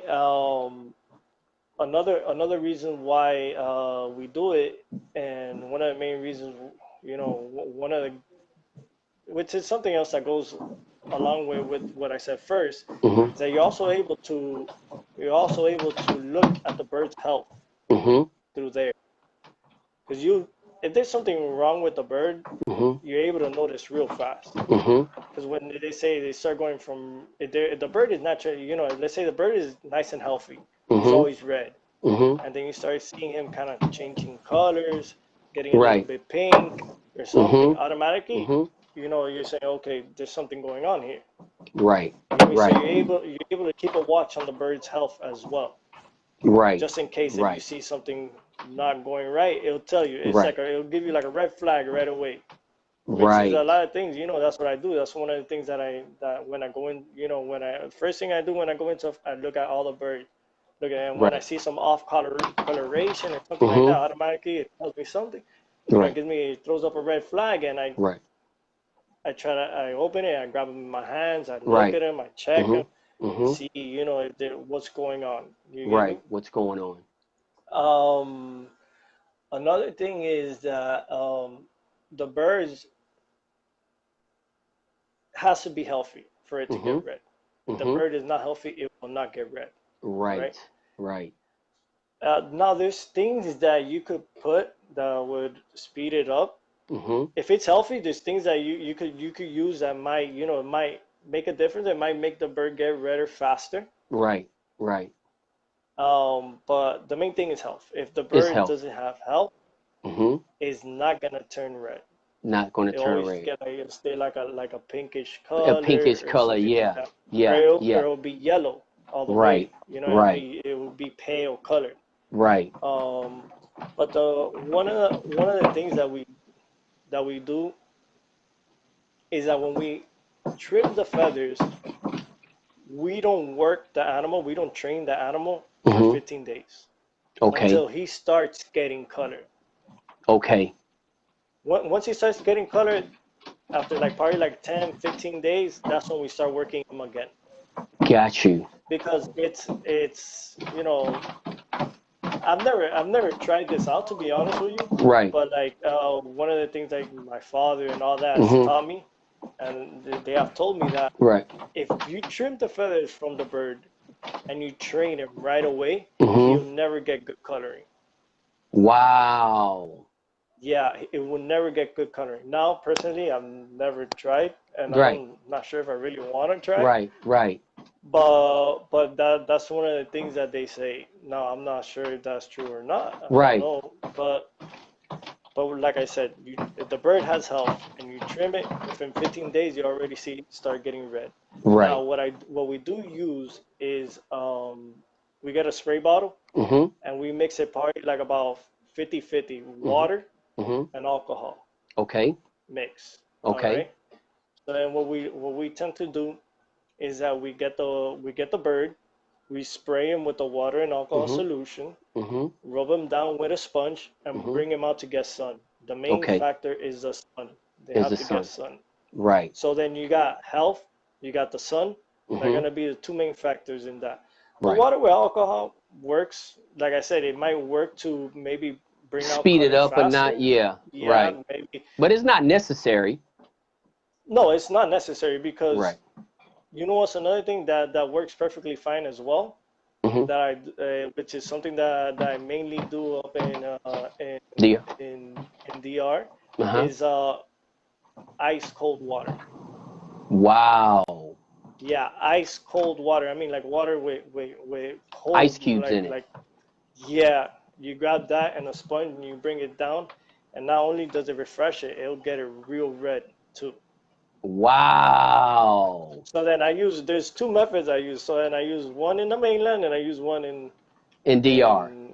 In DR. Yes. Wow, that is amazing, dude. That is amazing. I know definitely about the alcohol, the palm oil, and all that kind of stuff. But like I say, I know none of them things are necessary because I know I have hardly ever used them, and a bird come extremely red. But I have seen, like you say, kind of speed it up, and some guys try to use certain types of tricks and stuff to try to overcome the lack of health. You know, they want to feed trash food, dirty water, and all that. Then they want to trim them and want them to become really red. So they try to come up with all these different shortcuts and all this kind of additives to put on their skin. And I always say, man, if the bird is healthy, you ain't got to do none of that. Just trim his feathers, and I promise you he's going to start turning red in 2 or 3 days. He'll already start turning red. Yeah, and there's you know, when I start the training, they still have all the feather on them. Right. You get me? Mm-hmm. And when I go to trim them, since they already have probably like 1 or 2 or 3 cardio sessions in that I start trimming them, that all the obviously when you go to trim them, all the feathers must be dry. It can't have any of the what we call cañones that has the feather with a little bit of like blood in there or whatever. Yeah, that's right. It can't have that. You can't have that. Right. Because if you try to clean a bird, if you trim a bird that has that, you're gonna have to re-trim him all year long. Wow. Now, if he's completely dry, and you trim him, you'll probably not really have to. Yeah, you're not really have to touch them up here and there, but nothing major. Nothing major. Got you. So it has to be completely dry. Right. So, no blood feathers. Like so you can't trim them with any blood feathers. No. You got you. Okay. So it looks like we covered a lot, man. I think we answered pretty much all of the questions, man. It's been a great interview, man. And I'm glad that, you know, you gave a lot of insight on a lot of unanswered questions, and you gave some details of why y'all guys do what y'all do, and all of it comes from tried and true. None of the stuff that we talked about today is theory, and I'm glad you mentioned that last piece, like you said about, you know, trimming the feathers during training, that kind of stuff. You had already said, listen, I haven't personally done this, but my father and them told me that this is what. I'm glad you said that. Yeah. Just confirms that everything that you're talking about is something that's a result of what y'all guys are already doing or have done in the past. Yeah. So that's great, man. And it's amazing that y'all guys use a 3-way cross. You know, we talked about how y'all raise y'all chicks. Y'all don't really do the vaccinations. Why y'all guys use the gravel. You know, it seems like we covered the feed. You know, so tell me this one last thing, and I know I already said this 2 times, one last thing, but as far as the feed, do you use the same feed all year as you use during training in Dominican Republic? Yes. Okay. Yeah. Okay, so you use the same feed. The same feed always. Yeah. Okay. Every once in a while, we'll put in like we'll get some like I think we'll make it like a mash. Okay. We'll make it like a mash, like a little evening light like lunch or dinner, whatever you want to call it, like around 2 o'clock. Okay. Like around 1 or 2 o'clock, we give them a little bit of something, which is usually it's a mixture of boiled egg. Okay. Boiled egg and green plantains boiled as well. Okay. And taro root. You know what taro root is? I heard. Yeah. Yellow. We call it malanga. Malanga. Okay. Maria. Okay. Yeah. So we boil all that together, and then you mix it. You mash it. You mash it all up. Basically, what it has, when we give them a little bit, you know, it's not to fill them up. It's just to give them a little bit. Right. And basically, that has, you know, a lot of, you know, it has protein, fibers, potassium, fibers. Right. Yeah, exactly. It has vitamins. It has all that. Right.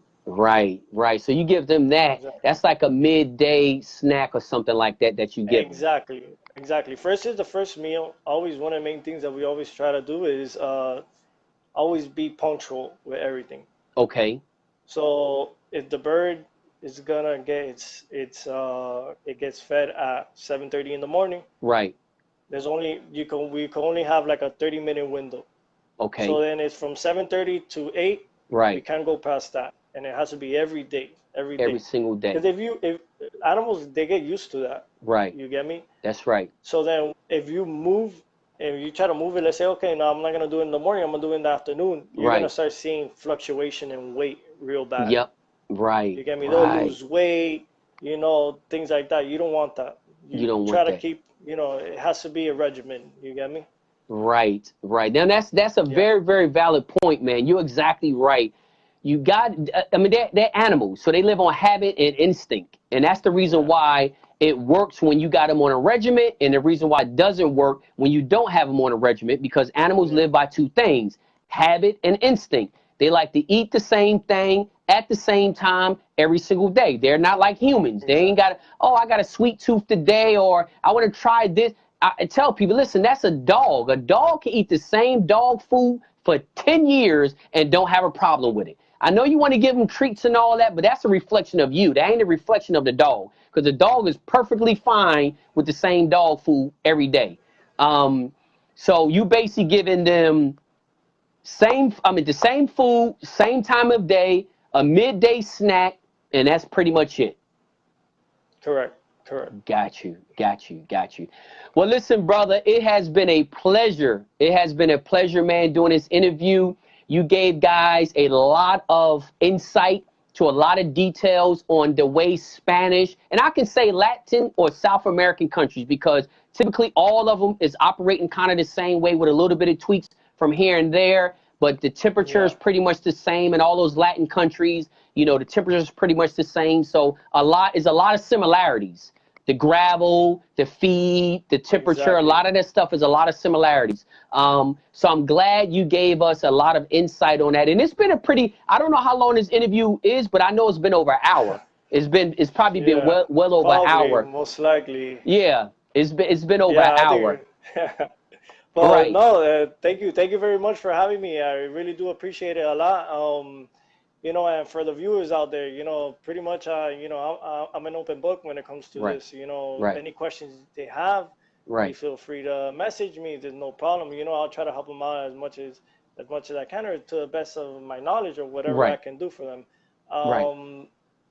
And you know, one of the main things about this that I love about this sport, it doesn't matter, you know, my main goal is always, you know, to make friends through this, because this is, you know, that's the beautiful part about this, you know. This is something that everybody comes together for one main thing, which is their passion and their love for game fowl. That's right.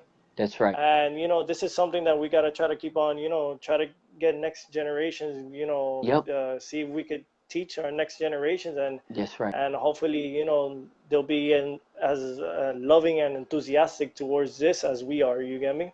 That's exactly right. That is 1000% correct, man. And that's what it's all about. I think it's actually our duty, not even by choice. I actually think it's our duty to educate and influence and groom the next generation so they can have the same blessings that we have had through these game fowl. It has created a lot of lifelong friendships, you know, has created friendships across oceans and thousands of miles and all that kind of stuff. So you're exactly right, man. I mean, that's what it's all about. Later on in the day, tomorrow, whatever, if you get time, if you can go in the comment section and if you can answer whatever question that they may have in the comment section. And also, too, you know, if you can post a couple pictures in the comment section of your birds, of your birds. And the only reason I'm doing this, because earlier we just heard a lot of, to me, crazy comments, and I just want them to see just an example, you know, just an example. And if they can just take that example and put it next to theirs and say if the guy knows what he's talking about or not. Not saying you have to do that, but if you don't do it, I'm gonna do it, because tonight I got a little aggravated tonight, man, with some of these old crazy comments that guys were saying. I just don't like people. I don't like when people, I'm not saying I don't like the person, but I don't like when people think something that they never tried in their life does not work. You know what I'm saying? It's like you never tried it in your life. You got zero experience with it in your life, and you have an opinion about it. How do you have an opinion about something you know nothing about? You know what I'm saying? It's like, I just don't understand it. It's aggravating. But again, guys, Pedro Bermudez came on tonight. Y'all guys can go to his Facebook page. He has a lot of pictures. Y'all can look at his yard. He has a beautiful farm. He has extremely healthy birds, extremely clean facility. So it's a reason why I brought, you know, Pedro on the show. You know, there's other guys out there that got Spanish birds too that I could have brought on the show. But it's a reason why I brought him, because I believe that anybody coming on the show should be leading by example. You know, I know what his farm looked like. I've been knowing this man for years, so I know what his standards are. I know how he keep his farm. I know how healthy his birds are. You know what I'm saying? So I knew exactly what I was bringing on the show. So if anybody's watching and got any doubt in his capabilities, his knowledge, his facilities, or anything, feel free. Go on over to his page. Take a look at it. Send him a private message or make a comment. But again, he's leading by example. He's not talking about theories and concepts and all that. He's talking about exactly what they do. And I think the birds are the proof of the pudding. You know, that's the telltale sign. Everybody can have theories and concepts and all that, but does it reflect in your facility and does it reflect in your birds? If it doesn't reflect in both of them, not just one, but in both of them, you should be the last person on earth making a crazy comment on any of these interviews. So again, I appreciate it. And guys, one last thing. Tomorrow, I will be announcing at 12 o'clock noon, I will be announcing the winners of the first class of Journey to the Pit 362, 12 o'clock noon. I will be going live in the 362 group. So if you're not in the Journey to the Pit 362 group, go on over there. If you're not over there, get over there, because we are going to be announcing the first class of Journey to the Pit 362, the mentors and the mentorees. So if you sent the bio, you need to be watching because it's going live tomorrow. And just to let you know that Pedro will be a future mentor for our next class, and we look forward to that. Brother, good night. God bless you and your family. All right. Thank you. Thank you. God bless you, man. And like I say, man, we'll be talking to you soon. And when you get a chance, like I say, go into the comment section and address any questions that you feel as though is warranted address. And we'll be talking soon.